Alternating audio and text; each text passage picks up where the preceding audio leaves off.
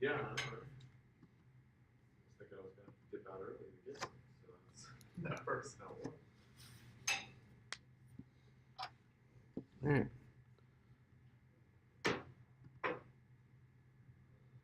Now we're live. Not the way I wanted to go live, but I think we're good. Sounds all too familiar. How you doing?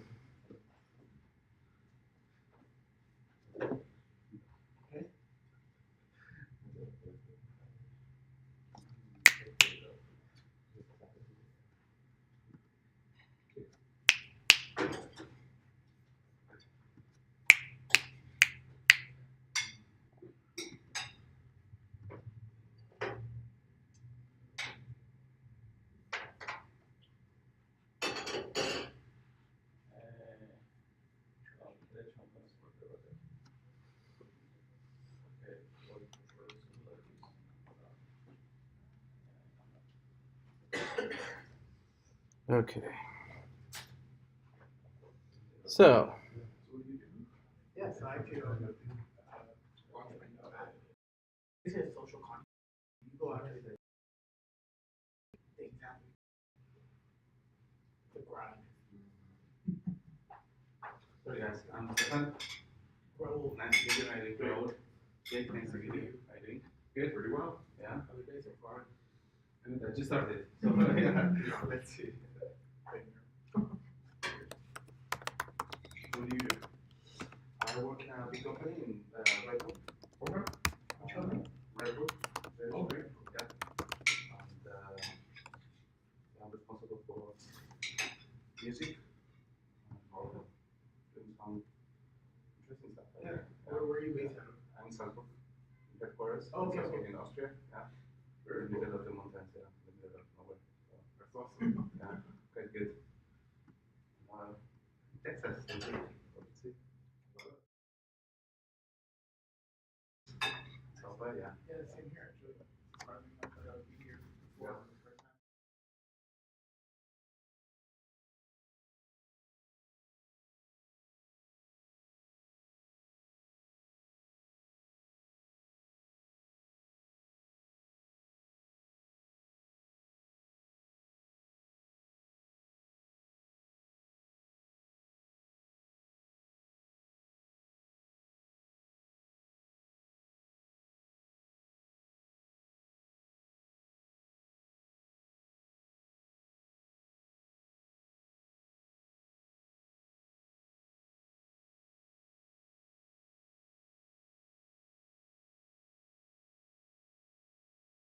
Let's try this. Can you hear me? Check.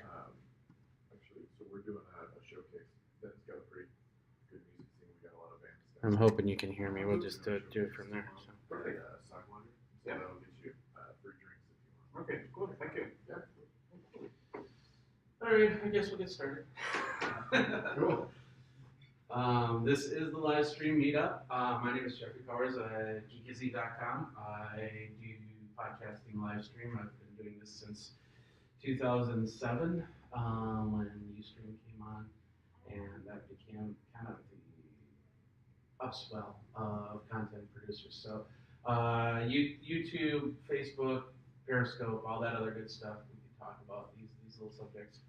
And of course, right here, the thing that I've been working on is an actual live stream. So you can't hear yourself, but it looks like we've got a good wired connection. So feel free to come to the camera. I'm supposed to be on that camera, but things aren't working. So Okay. Come on and say hi, who you are, as we go. But let's just go around the room because there's so many people here right now. Let's start with you. Who are? I'm Stefan. My name is Stefan. Okay. I'm working in Red Bull for almost 10 years. Red Bulls? Red Bull, the energy drink. Okay, energy drink. Okay. Yeah. Which part of Red Bulls? I think that they have separate. In the culture team, Okay. I'm responsible for music innovation. Okay. And I run several projects we have. Red Bull Studios, Red Bull Vaqueros Reyes, the dancing competition. And really looking forward to also discover what's going on, especially on the field of live streams. Okay. Researching for new technologies, new things, new. Well, you guys are doing tons of live streams. Yeah, that's why. That's how we want to do more. That's awesome. The challenge is also how we can do a live streaming from Cuba, or how we can do a live streaming from the remote jungle in Bolivia, So that's really because there's a lot of stories to be told for that, and that it's even better if it's the live streaming. So that's definitely what we're searching for. So, I'm sorry. I don't mean to push on it. Fun. I work for a destination marketing organization in Texas. Okay. I didn't get your name. I'm sorry. Jake. Jake. Okay. This is Jake. So I run a radio program for us. We play local music, local entertainers, people come on. And so when we run the radio program, whenever we have DJs live in the studio, we'll also go out via video, Facebook, YouTube, Periscope, YouNow, all that good stuff. Okay. We get a better listenership through those than through the radio now. So live streaming is a pretty big part of our deal. Awesome. Yeah, so hey, my name's Raul. I'm not Raul. So I'm not really here for the live streaming aspect necessarily. Okay. I just wanted to come network and meet people. So what I'm doing is I just launched a new app a week ago. It's called Ludi, L-U-D-I. That's what we're doing. I was telling Jake earlier. We're running these social contests that make these shared experiences more fun. So what I mean by that is when I go out to a bar with friends, I notice that me and my friends are always just drinking together, dancing together, sending Snapchats to people we know. And I've seen that at various events, not just bars. So what we want to do is, enable these social contests at bars or events, locations, such as who's the funniest person, who's the best dancer, who's got the best, dance moves, or anything like that. And it's allowing these people to see what else is going on at a location they're at, meet other people who are at the same location, so it's not always just you, your friends. Okay. So that's what I'm working on. Cool. That's a little app there. So what kind of questions do you have? I guess we'll go into that. So. I want to know when the heck Instagram is going to open up the RTP codes. That's all I want. I think the answer is never. Probably. The reality is that Facebook does Facebook Live. Right. You can do the live stories, which I don't think you can do a live story through RTMP. No, I don't think so. So Instagram's always been meant for the phone over the computer. They just opened up the fact that you can use a third-party social network like Hootsuite to send an Instagram and send an Instagram video, but they're really fighting it, and I think it needs to stay separate. Oh, I agree 100%. As a user, it should stay separate, but as a producer, I want it back. What is that? Instagram? No. RTMP is that's a good question. It's a protocol. It's basically like HTTP. Okay. It's a port number that's dedicated for live streaming. And so when you hook up to Facebook Live, it automatically configures the RTMP. But if you're doing something like a Periscope, you might have to configure your own RTMP with an IP address, or if you're going to a CDN, a content delivery network, you'd have to set it up through RTMP to push the video out. Okay. So it allows us to use nicer cameras, do graphic overlays, all that kind of stuff. Or FaceTime on the computer because Right. the camera for some reason is not working. So. Yeah. And how do you guys lead in this specific? You mentioned before the part of that you also use this for actually the radio shows. And how do you do, especially with rights, music rights, and so on? Whenever we're doing, so we break our content up between music and talk, and so if it's live, if it's a live stream, then we don't have any music playing unless it's something the DJ themselves produced, and then we don't worry about it. Or if we have somebody playing in the studio, which we had John Paul White the other day, and so he played a few songs, but since it's him, we were cool. We've been blocked many a time just for little bumps or things like that will happen there. So we just forget it and we cut all music and keep those shows to 30 minutes to an hour tops so that we don't get too far away from the format. But if we're live streaming, we just don't do much music unless it's something that we produce ourselves.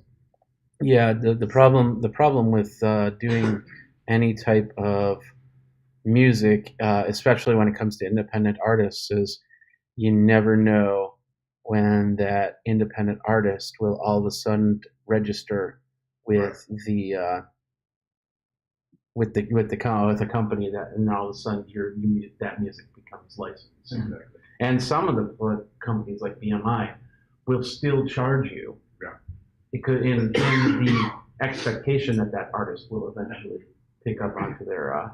I'm also a musician. I know this part too. Yeah, no. The only thing that we play is stuff that was intended, like made specifically for that show, and isn't going anywhere. And if they decide that they want to release it on iTunes or something like that, then we pull the video.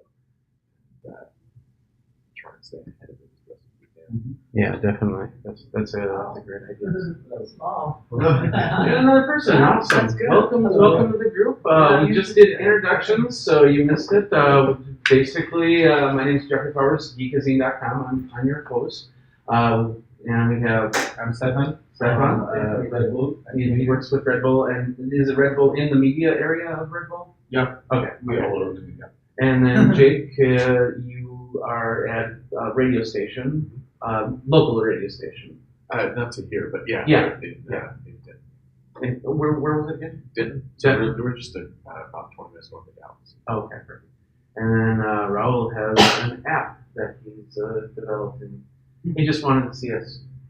Cool. So go ahead and introduce yourself. I'm Kenji, and I have a number one agent in the US, which is called East, and we do a lot of content.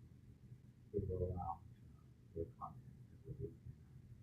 Given the decrease in organic reach on Facebook, I have tried to start some live stream. Okay. We have a ramen eating competition. A ramen eating competition? We have sumo wrestling. It's fun. So is it like cooks that make different types of ramen dishes, or just people like a restaurant? There's many Okay. how skinny Like a hot dog eating contest. That's awesome. That's awesome. What is live stream? Yeah, we're live streaming everything. So where is it gonna be at? On New York City, so you can watch on live stream. East Meet East Facebook page. Yeah. Awesome. What's it called? East Meet East. East Meet Yeah, East. Yeah, Oh, and it's gonna be in the app, or are you gonna do it on Facebook? I'm gonna do it. Maybe that's you can answer. Like, what's the preferred? I was gonna do Facebook 360 because I was talking to Facebook Web and and then it's kind of cooler. But I don't know if the audience know how to entertain them. Because you give the ownership of camera handle everything to the audience. That's the 360. Because like they can focus on people, but they don't know who's doing fun things. Right? But it's low maintenance. What are you expecting to capture in a 360 video? So I think some people are interested in different content, and that's the hypothesis that some audience is more interested in similar wrestler, some people are more like pretty girl eating, like and maybe people are interested in how ramen is prepared, then this thing will give control. Will the 360 camera be in the middle and everybody be around it, or will it just be a straight table? So it'll be like a counter. So like 5 contestants or something. So it gets like distorted in a way because 360 gets that thing. But at the same time, 5 is not a big number. So I think it captures just nicely. On the other side, it's like journalism. Yeah. So would a 180 video be a better option for you? 180. What's called VR 180. The idea is you have the 360 camera, which does the whole thing. Then you have the 180 camera, which forgets this part and just does this part. And you could in some cases, you can actually take that part and move it this way and then turn it into 180 stereo or 3D, which YouTube 6 months ago started doing. I don't think Facebook does the stereo, but they do the 180. So they can then they have a limited mobility, but they can still turn to their favorite person and watch them eat ramen. That's cool. So I can use the same camera and then just. In some cases, yeah, like a Kodak Pix Pro or any what they're called half spherical. half spherical. Then you have full spherical, which is 360, and then half spherical, which is 180. So then you have, and like the fixed program, Kodak is one of them. The 360 Fly is another one, and these are, you can just go down to Target, Best Buy, Fry's, whatever. And Do they do 4K though? they have 4K versions. So You said fixed pro. if you want to do a full 360, I know Theta is in the expo hall at the convention center. Yeah, I saw that. I don't know if you have a badge or not, but and they're selling right there, so you can get a 4K 360. I think they've pulled out their 4K version. I was going to ask you, the other challenge is that, I'm not interested in the spatial sound thing because I want people focus in terms of sound to be on the poster. Because other people are not going to be saying entertainment, because they haven't choice. So, like this. Yeah, all they do is Yeah, exactly. Like slurping. It's actually going to disrupt the whole experience. Yeah. So, I was wondering if I should just connect the Wi-Fi microphone to. Theta didn't have a jack. I think I went to the booth. How would you do the sound? Because I would put the wireless microphone. Oh, put it on the hostess, and don't worry. Maybe a microphone, mixer. Yeah, listen to that. Now English. Mixer. Channel 1 being the hostess, which is the primary channel and set for volume, and then a microphone on a second channel, which would get the crowd sounds and keep it low, so people can hear the nom nom nom if they want to hear the nom nom nom. Or anything, somebody yells out "ramen forever," or something like that. Then you can tighten up her microphone so only her voice really pushes through there, and whoever she's talking to at close proximity, and then it gets the overall. Because that way, when she's doing the speaking, you can turn the overall down, and then when they're in the competition, that overall can be turned back up. But that requires I'm not a professional at all. I'm a lawyer, and I just do this like I'm a co-founder. So I do marketing. Okay. I have no clue on this equipment. Okay. So what's the date on it? Data? What day are you doing this contest? 25th. 25th? Okay. We do contests, but we usually just have one sound, and then we don't like syncing it because it takes a lot of editing time. Yeah. So we just have one sound, and there is no one or two. As you just mentioned, we just one sound, and it's synced and you record it on the same SD card. So it's is there a way to do something like that? Well, the reason why I'm asking is you can hire out somebody to do that. That's also what I do. Is I go around. I have a travel rig that I can take to a place like New York, set up, and it would be a couple different cameras. One camera focusing on the host, and then another camera that would then focus on the contestants as they go. So it would switch back and forth. So it wouldn't be like 360 where people would want to get to choose their own path, but they'd be allowed to switch back and forth. And a lot of production companies would do that and then push it to Facebook Live. There is one other factor when it comes to Facebook Live, and that is the sponsors. Facebook Live says that when you do a Facebook Live, you can't just have, "Hey, this is brought to you by so and so," or else you have a chance of your channel getting shut down. What about so I want to be subtle, so t-shirts. T-shirt, yeah, anything that doesn't look like it's a forced sponsorship, like a overlay, like if Red Bull was sponsored, you couldn't have a Red Bull overlay unless they had a special agreement for that. So. But it's our own channel. Yeah, but they want a piece of the sponsorship pie. That's the bottom line. YouTube would be better if you have a lot of sponsors. That's my point. Oh, okay. And I know that doesn't mean you get more audience from Facebook Live, and a lot of people do it, and then they ask for forgiveness afterwards. So if you're just looking to get that burst of people, the other thing is, you sponsor, instead of you doing the Facebook Live, get like 5 friends and say, "I'll give you $100 to sit there and do your own Facebook Live, and then just kind of link to their Facebook Live videos. And make it more viral. That live, we have a few partners that shares our content. Yeah.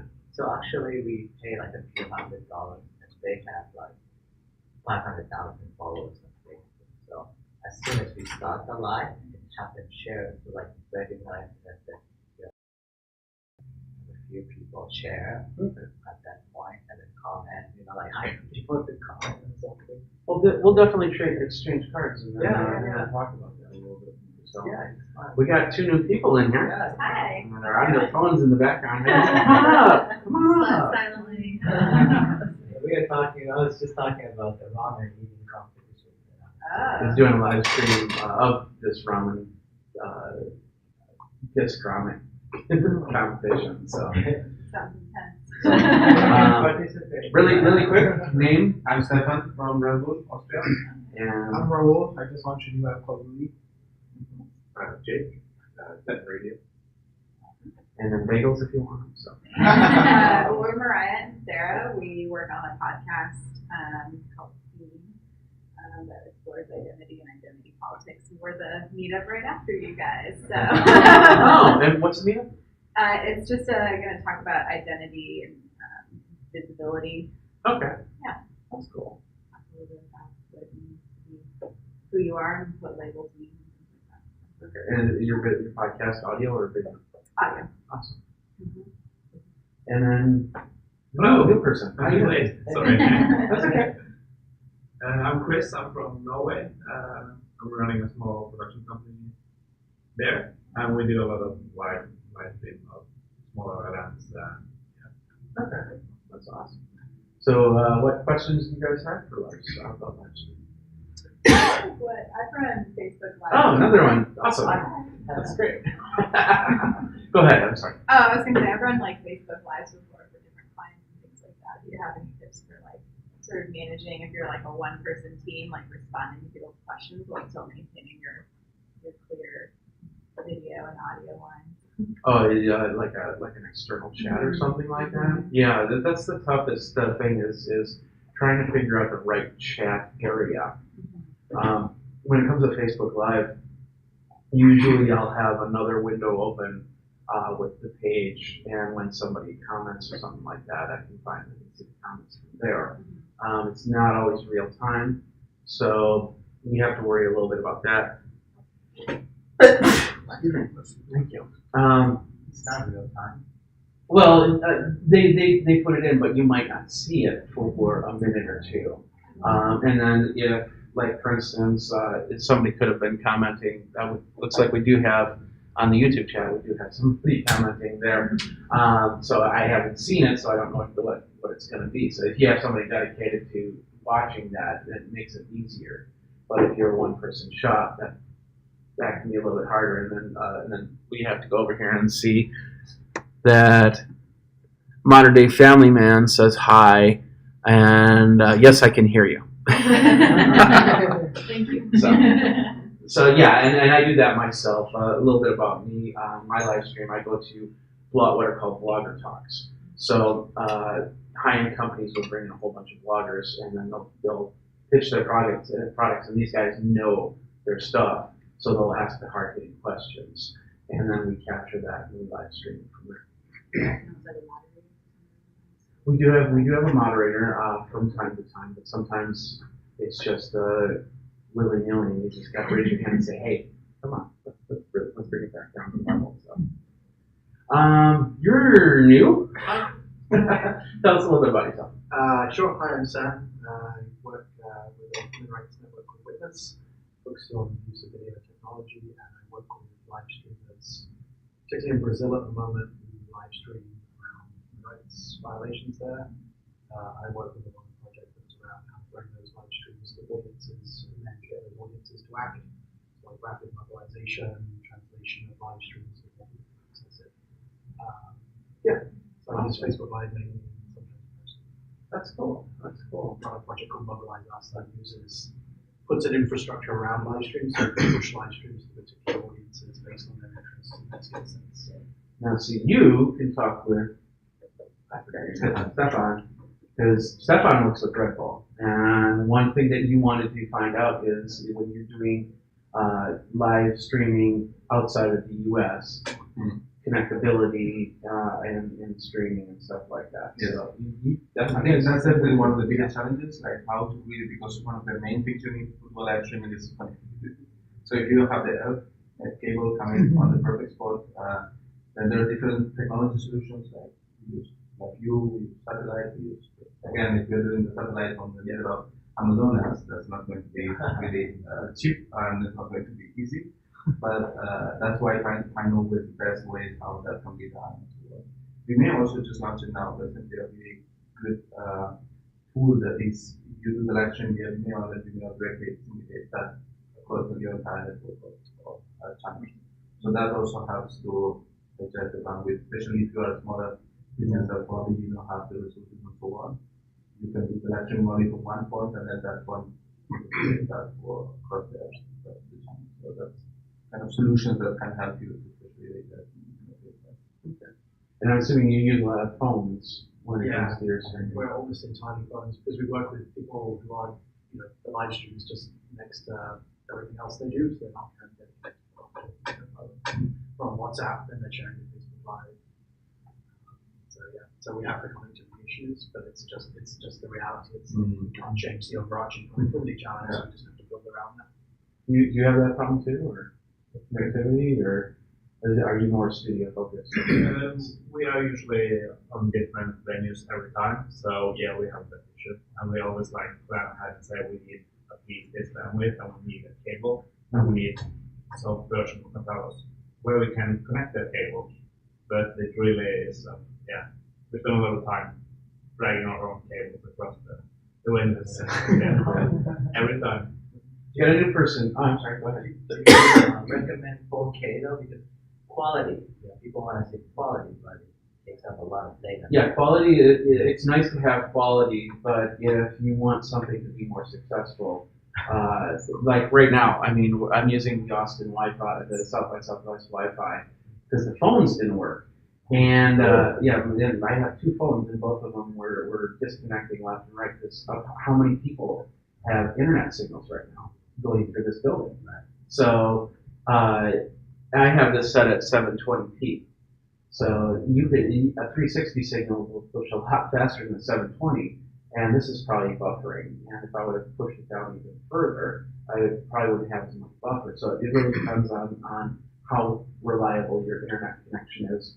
And as you said, a wired connection is better than a wireless, but with phones, you can't do that unless you have a dedicated router somewhere to do that. So. And why, I mean, it's interesting to do the 4K, but I always said, like, if at the end the user is going to see it on the mobile phone, it doesn't matter. If 90% of your views is mobile, spend the time guarantee that mobile is successful. I don't know, expensive camera, if people are not going to watch it in amazing 4K screen. That's true. But I wanted people to zoom in, right? Like when eating like ramen. Yeah, for your first event, it might just be getting it out there, and then as it grows, then you introduce the 4K, because then you'll have a sponsor that could push a 4K signal for you, and then go from there. See if it works first, and then take it from there. So. That would be greedy, right? I don't say greedy, but if you have the ability to push a 4K signal, push a 4K signal. But if you feel that 240p is the better one, do it. Anything. As long as the audio comes out there, most people will forgive from video. So. All right, got more people here. Somebody just walked in, and we've got part of the. Yeah, it's Carsten. I'm from Germany.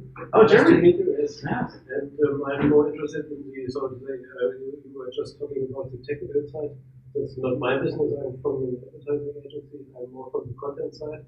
And we have a lot of retail clients that are doing live streaming, and that's good. Yes. But there is no concept or story behind it yet.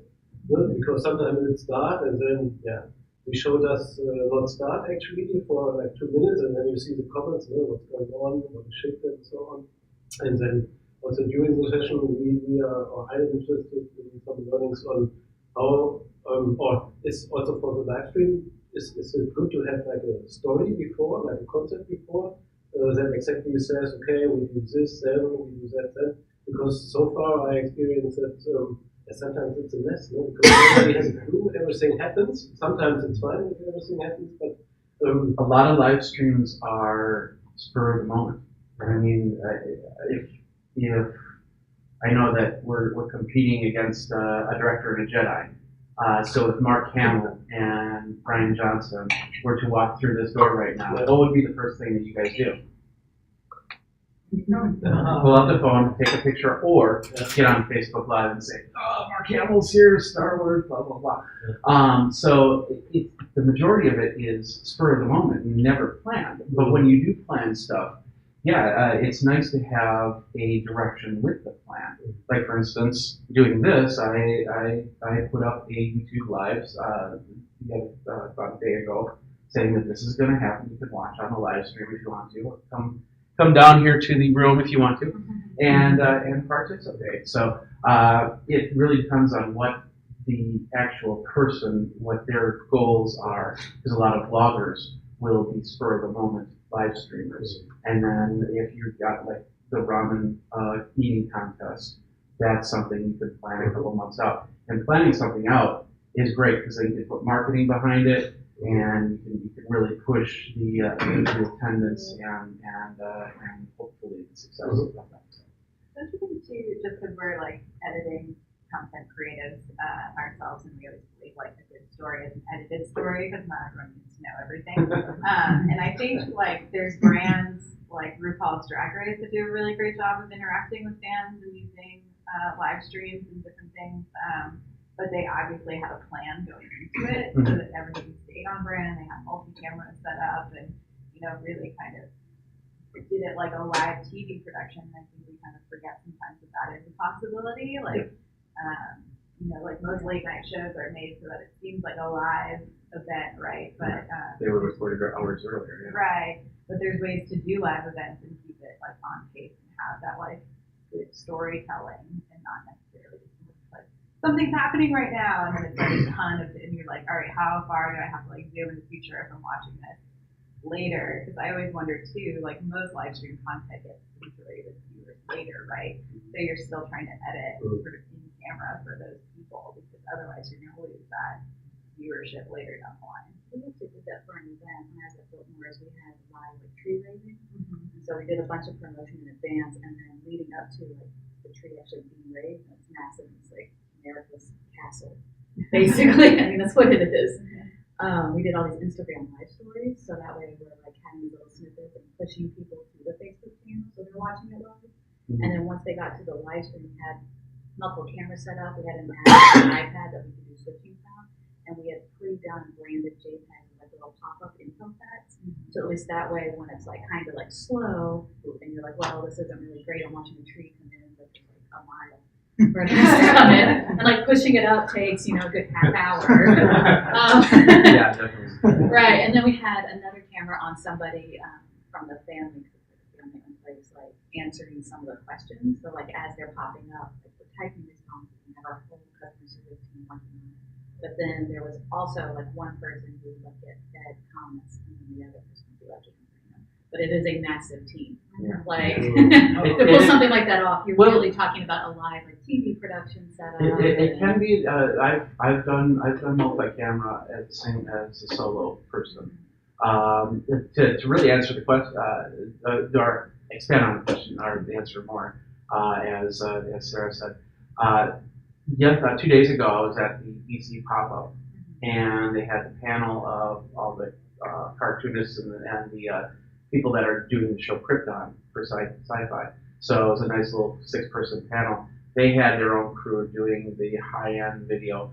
I brought my camera in, and I also did a live stream. So I think you can get the content now, or a little bit later, I'm going to cut it up a little bit and then push it out later. So you can actually do both. And then if there's other people that are doing like Facebook Live and stuff like that, you can leave that to them, and then you create your content, and then you link back and forth to that content, and that way their friends become your friends. So that's a possibility too. Was it worth it though? Oh, yeah. It is our Yeah. biggest promotional event for the entire year. Yeah. Like all of our channels, like quadrupled like when we did that. Like the engagement rates are off the charts. That's awesome. Yeah, but it's also, it's not, like you're saying, it's an event. Yeah. It's not just, we're turning the camera on. Yeah. It's an actual event. And we had other smaller things where we just, but we plan it, we set it up, we set up an interview, we set up images that are all on brand. So then that way it feels like a high quality production because the brand is extremely expensive and high quality. So that's a big part of it. But, there's certainly sometimes when we have like baby goats, like we would turn on like Facebook Live for like 10 minutes of us like going to pet the baby goats, and then that would be it. So I think, like you're saying, it can work both, but the edited stuff is like really drives up engagement if you have that opportunity to plan it. Yeah. And it's like you're talking about doing all the zooming in. Depending on the size of your crew, like you could have multiple cameras set up and then just be like switching them live. If you've got somebody. That's why I wanted to do that on the AV and they can just do it. Right. That's how you do that. I talked to a lot of podcasters about my big topic is evergreen versus expirable content. I always think that live streams are expirable content, and evergreen is the long form. That's why this is live stream on this camera. Well, it was supposed to be that camera, but it wasn't working right. But I did hit the record button on this one, so I can catch if something is needed, then I can use it, cut it down, put it where it needs to go. And a lot of people do that. Like, if you ever see, does anybody not know who Gary Vaynerchuk is? I don't know. Gary Vaynerchuk from New York City. He started with wine, got into social media, and he's very big. He's got a lot of books out there, and he is a big proponent on taking his long form speeches, cutting them up into bits, and then putting text in front of it, and then putting that on Facebook. With all of his little nuggets, and people eat that up. And it works. It doesn't always work for people. I had small groups that tried it, and then they get like 1 or 2 views. So it's a lot of work for 1 or 2 views. But then they get that one thing that just goes viral, and then it makes it all work. So, however you want to think of it, if you have the ability to do it, go for it. If it works, it works. If it doesn't, it doesn't. Can I ask a question to you about sort of the 10-minute baby goats, spontaneous moments? I have a slightly different spontaneous moment one. It's the same challenge. Is how do you bring, what have people seen as the best way to bring an audience in around spontaneous moments? Like, there's obviously like, you can do it organically in platforms, you can promote it, but I'm curious, like, how do you make sure that people come and join you for 10 minutes, or do you not care so much about those?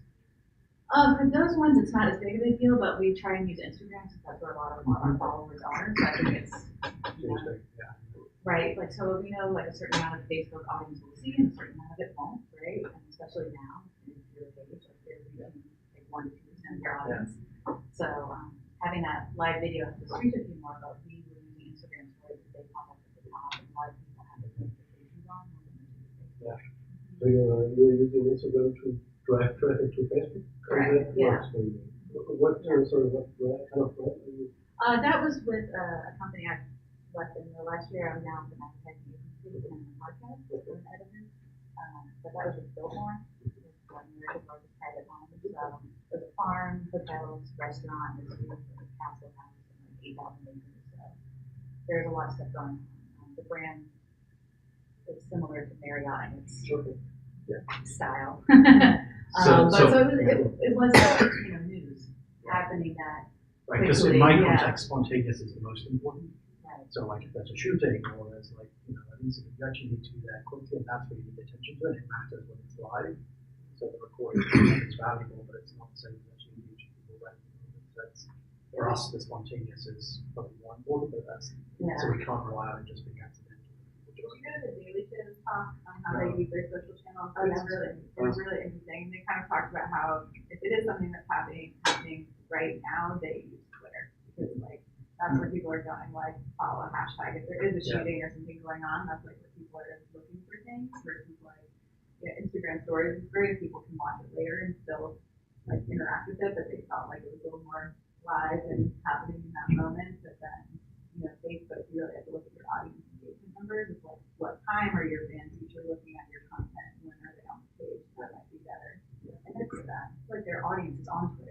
Right. It's like, where is your audience? So if they're on Twitter, if they're on like whatever platform they're on, I think that's it. But you could also do, I don't know what kind of size your team is, but like cutting little bits and throwing them up on Twitter directly to Livestream. But sometimes those bits are more shareable. You know, when it's like a photo or a small video. I'm sorry, go ahead. Oh, I was just thinking, you guys are trying to drive traffic from Instagram to Facebook. Are you guys putting Facebook link in the bio, or are you guys boosting it, or what's the, or are you just saying? Well, we would do post?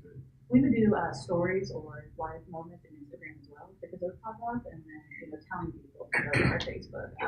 So Instagram isn't great at linking up.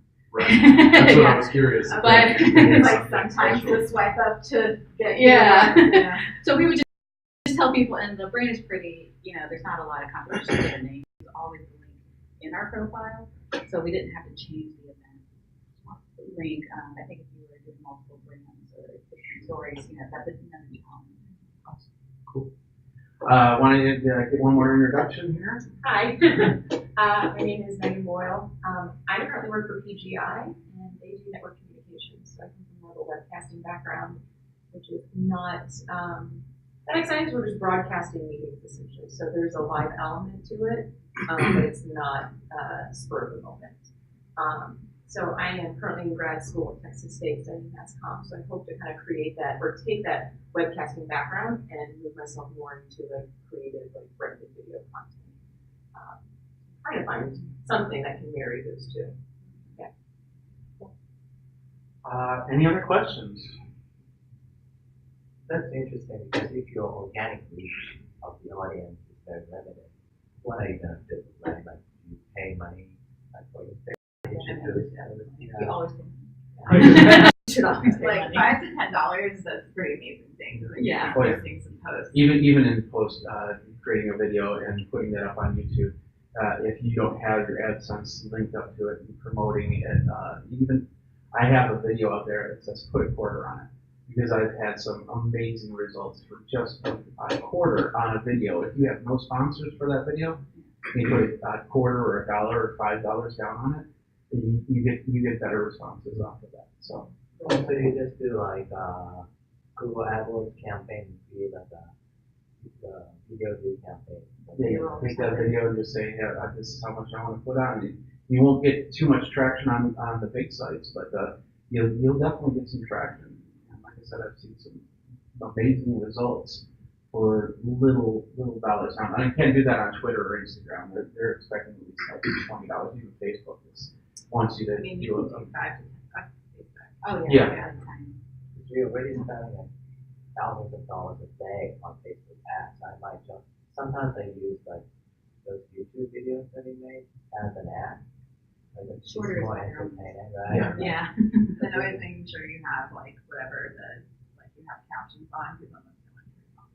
Right. And we have like a huge ass banner like, oh, we met this 6'3" Indian girl. Like, people would just watch it, So but yeah, I've never done it on YouTube, so maybe I'll try that. And then you can just do an external link to promote it instead of like CPA cost.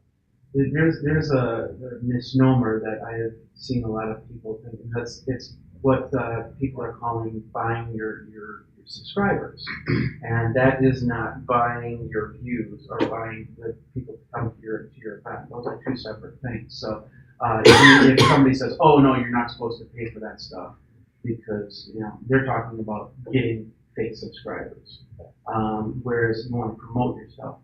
It's no different than a billboard outside. You want to put some budget behind it. If they're not interested, they're not going to watch it.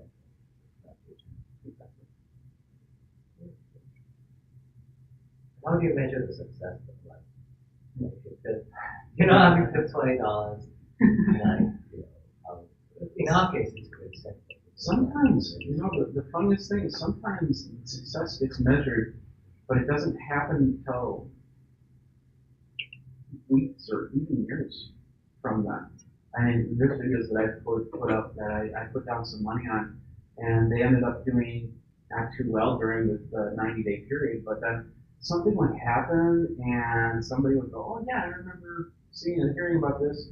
a good example was I go at the Consumer Electronics Show, the year and do one-on-one videos. And there was this one product that didn't do that well in the 90-day period. But then a year and a half later, the website, does everybody know the website Woot.com?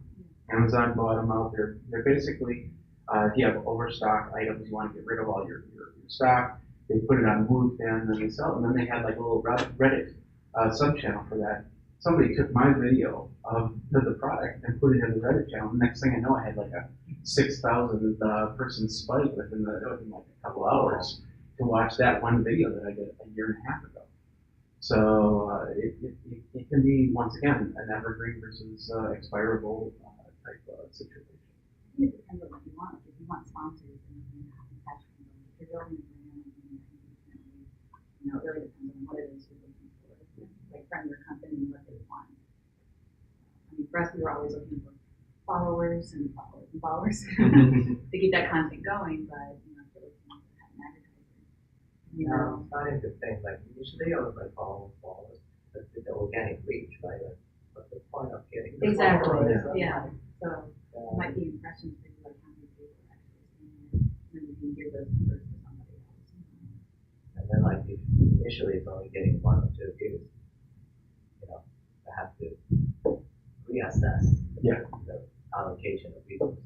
So it's hard to justify this become like a short term 1 month out of performance. See, people forget like there's some power in traditional media. Like, are you putting on messages if you're going to do a live stream with somebody specific, like your event you're talking about? Like, if you have like influencers, you can talk about your event or anything like that. We're gonna share like we were thinking of like because we did a new algorithm. They said when you're doing the live streaming, if someone shares or comments and shares, then it gets like pushed onto the newsfeed. So I'm gonna hire a few people with 100,000 followers, pay them a few $100 and share with the person. Another thing to not discount is email marketing. There are 2 things from old school that have not died. I do not expect them to die anytime soon. One is your business card. People have tried to digitize a business card with bumps and pushes and whatever, but the hand physical giving you a business card works almost every time. And the second thing is an email marketing plan. Email. There are so many YouTubers I can tell you. One of them is in the New York area. It's what's his name? Jared. He's you know him if you saw him, but basically he has an email campaign for all his YouTube videos, and he talks about cameras, different types of cameras, and he does live and he does recorded. Jared Poland, that's his last name, and his email marketing campaign pushes his channel more than his channel pushes his channel. How does he collect people? Is he advertising the stream and the email or? Yeah, it basically says, hey, I just got the new Nikon camera or the new Canon camera or this new lens or whatever, and I did this cool, it's kind of a little bit clickbaity, but it's not, in this case, it's clickbaity to the actual, actually what he did, like, he went to Philadelphia and he ran the stairs, like Rocky, and then he posted that a couple of years ago, and that's what he put in his email, and that's how he put his email. Email sign up once. Yeah.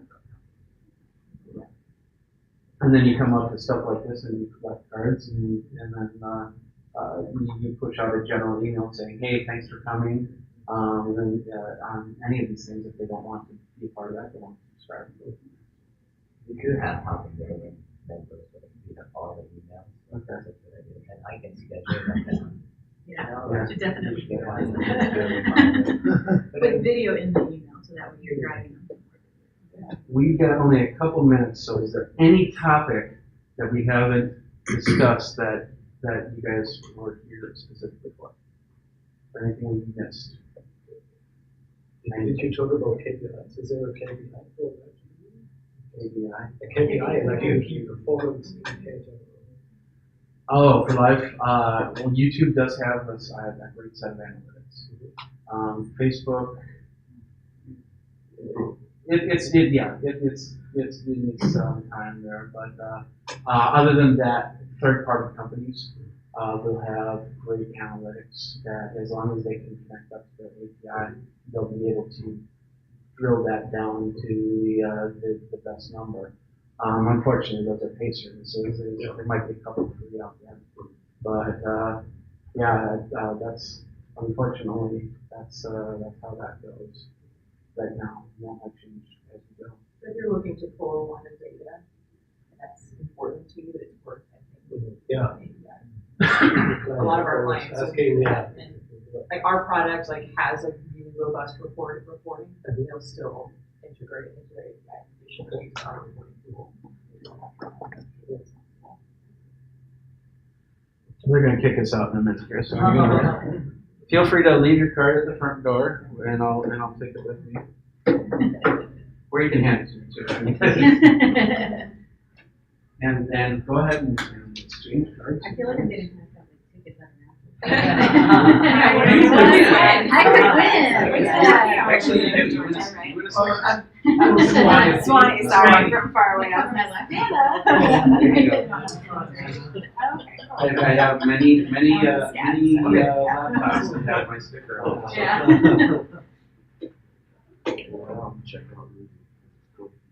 Thank you guys very much for showing up. I had a friend at the 9:30 one, and they didn't get anybody in it. I just Really, it was feel- so helpful. Yes. It's like, okay.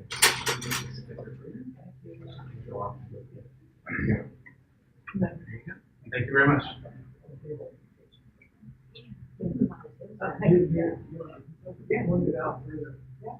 Thank you guys very much for joining live stream. You guys geek out. I'll see you later. Yeah.